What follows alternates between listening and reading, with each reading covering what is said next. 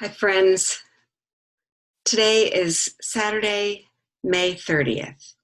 I'm coming to you from my home office upstairs, and this has been a difficult video to think about producing or creating for you.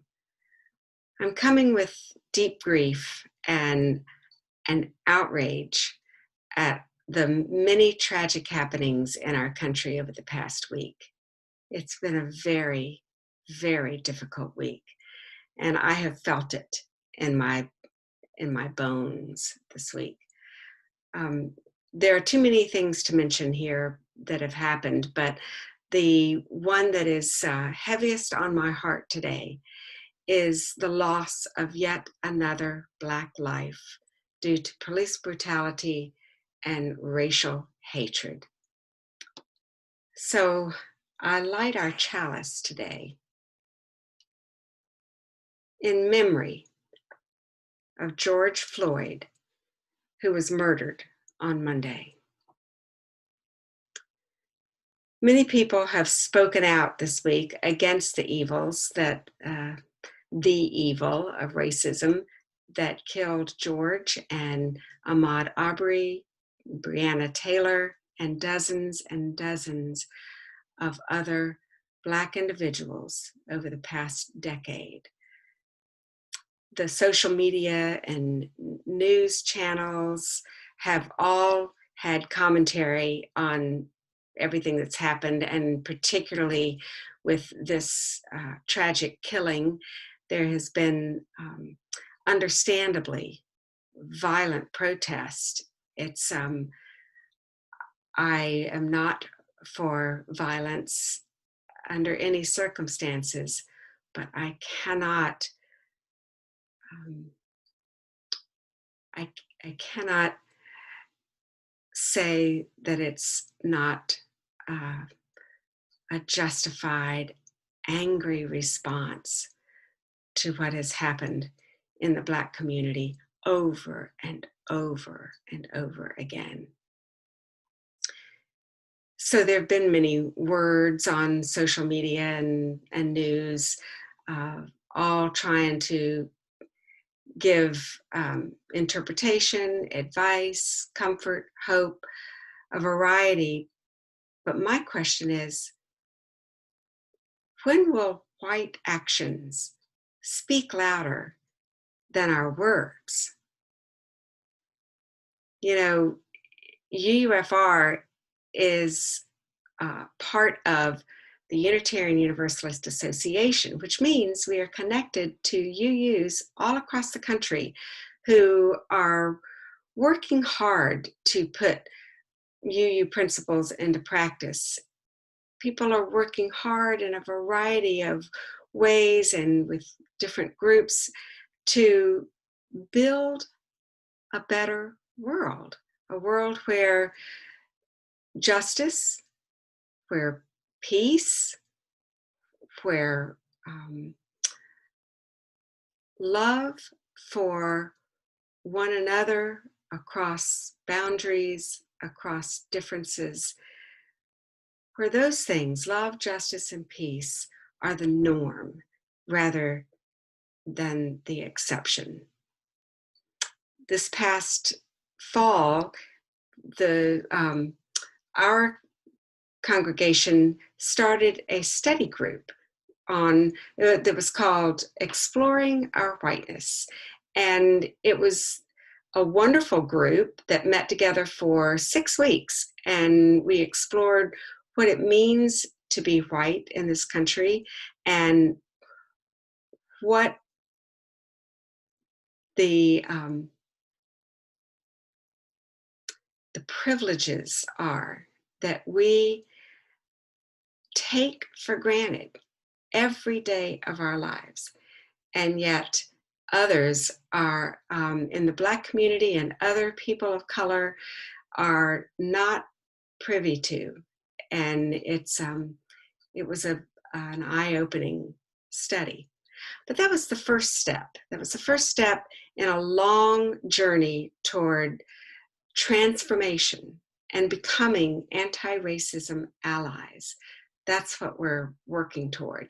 And there's a lot more that we want to do, more groups to form, more study to engage, more um, relationships to establish. And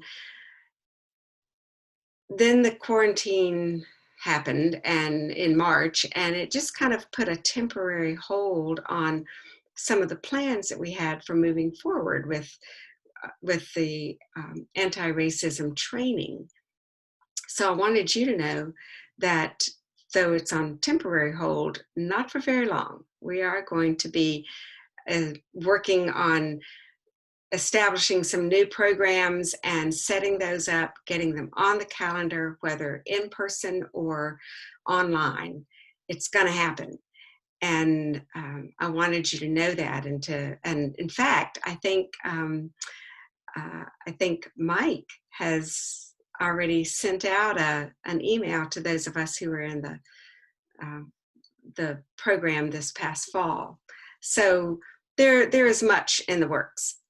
But in the meantime, until we get some things on the calendar, I want to ask you to do 3 things as individuals, because we can't wait for the groups. We must be working daily to make a difference. And so the first thing I would ask you to do is to get to know the stories of the people who have died at the hands of police brutality. And I'd say start with George Floyd and get to know his story, the story of his family, the story of his faith, the story of his own mission in life. Keep his memory alive. The second is to be in practice every day to nurture your own peaceful spirit. There are many ways to do that. These are spiritual practices that we talk about from time to time: meditation, prayer, mindfulness, yoga, sitting in silence. There are many different ways to do this, but we must be nurturing our own peaceful spirits every day. You know, you may remember the song that we sing sometimes at UUFR, "Let there be peace on earth." And the last line is, "Let there be peace on earth and let it begin with me." You know, we can't change institutions or systems until we change, not even we change, until human hearts are changed. And so that is a practice that is ongoing forever and ever. And the third thing is to, what is the third thing? To finally hold in prayer all those who have been touched by this violent racism. I mean, hold in prayer the victims and their families, and also the perpetrators and their families. The human family is in desperate need of healing and reconciliation. And it starts with us.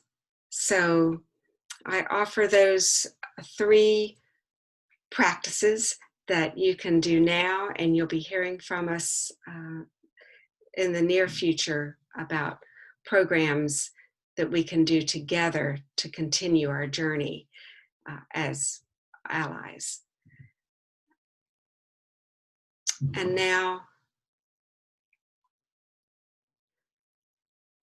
I realize just how painful this has been. I don't know whether I'm giving voice to your angst, but I'm sure feeling it myself. And I apologize if this video is a little choppy, but it's that's where I've been. So now I offer this benediction from our Singing the Living tradition. The peace which passes understanding, the peace of God, which the world can neither give nor take away, be among us and abide in our hearts, now and forevermore. May it be so. And namaste.